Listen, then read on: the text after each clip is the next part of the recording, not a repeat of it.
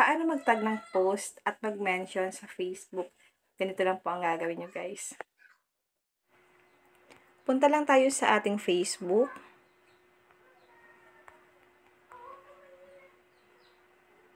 Click natin ang What's on your mind.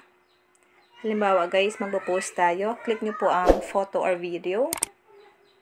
Pwede kayo dito mag-post ng picture or video. Halimbawa, guys, ito. Click next. Dito po, maglagay tayo dito ng say something about this photo. Kung ano po ang ibig sabihin nitong ipopost natin. Kung ano yung gusto nating iparating sa ating mga friends about dito sa picture or video na ipopost natin. Sample lang naman to, guys, kahit ano. Halimbawa, ganyan. Tapos, click natin itong may blue dito, yung arrow down. Pwede kayo dito maglagay ng at kung kanino nyo po siya i-mention. Halimbawa, sabihin natin dito. Positive Mind. Ito po ang aking Facebook page. Kung hindi ka pa sa akin nakafollow sa aking Facebook page, pa-follow po ako. Facebook page. Ayan, guys.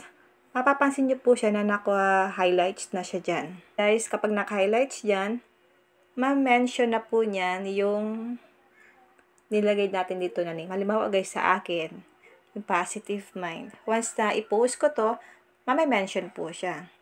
Dito naman, guys, sa baba, dito, sa tag, click po natin ang tag. Piliin lang natin dito yung gusto nating itag once na ipopost natin siya. Halimbawa, ito. Piliin na po natin. So, yan. Once na pinost natin to, matatag po sila sa ating pinost. Then, pwede nyo na pong i-click ang post para once na pinost na natin to, mame-mention to, then, matatag po yung mga pinili natin kanina. May nakalagay na po dyan na Russell Rosenthal with. Ganun lang po kadali kung paano po mag-tag or mag-mention ng post sa ating mga Facebook. Kung may natutunan ka sa aking video, huwag mong kalimutan na i-follow ako sa aking Facebook page, Positive Mind, at sa aking YouTube channel, RK Willow, para lagi kang updated sa lahat ng tips at video tutorial na ina-upload ko. Mag-comment ka lang sa comment section kung may mga tanong kayo. Gagawin po natin yan, guys, ng tutorial sa abot ng aking makakaya. And now, thank you for watching. God bless you all.